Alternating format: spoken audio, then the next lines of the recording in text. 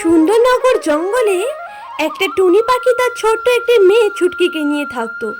একদিন টুনি খাবার সংগ্রহ করার জন্য জঙ্গলে যায়, কিন্তু রাত গড়িয়ে যায় আর খুব প্রচণ্ড ঝড় বৃষ্টি আরম্ভ হয়। কিন্তু টুনি আর বাড়ি ফেরে না। তাই টুনির মেয়ে ছুটকি প্রচণ্ড কান্নাকাটি করতে থাকে আর মা করতে থাকে। পরের দিন সকাল হলে ছুটকি তখন ওর মাকে খোঁজার জন্য রওনা দেয়। এইভাবে ছুটকি কাঁদতে কাঁদতে জঙ্গলের পথ দিয়ে যাচ্ছিল। কিছুদূর যাওয়ার পর ছুটকি টোনা নামের এক পাখিকে দেখতে পায়। আরে ছুটকি, তুমি এত কান্না করছো কেন? আর তুমি কাঁদতে কাঁদতে কোথায় যাচ্ছ?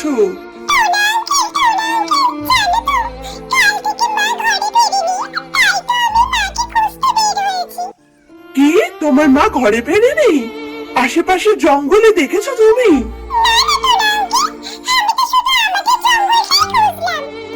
এক কাজ করো, তুমি তাহলে পাশের জঙ্গলে গিয়ে তোমার মাকে খোঁজো। তোমার মা তো প্রায় সময় ওই জঙ্গল থেকে খাবার নিয়ে আসে।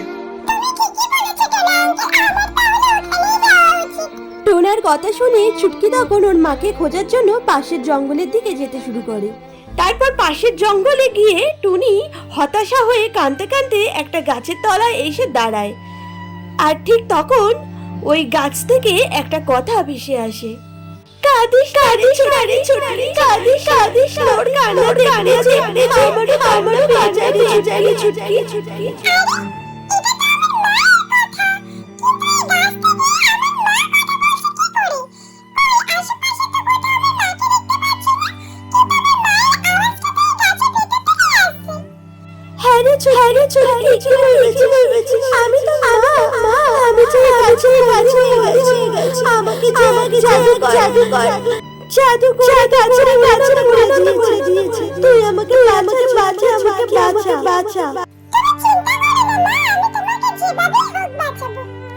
এরপরে ছুটকি ওখান থেকে সোজা চলে যায়। কিছুক্ষণ পর ছুটকি একটা সাধু বাবাকে ওখানে নিয়ে আসে।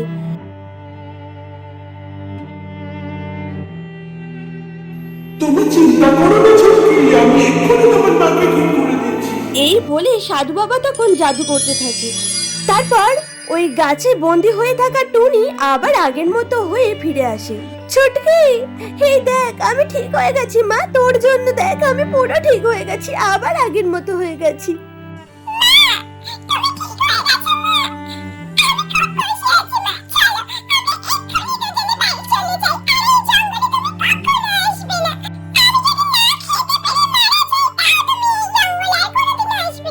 এরকম কথা বলতে নেই ছুটকি।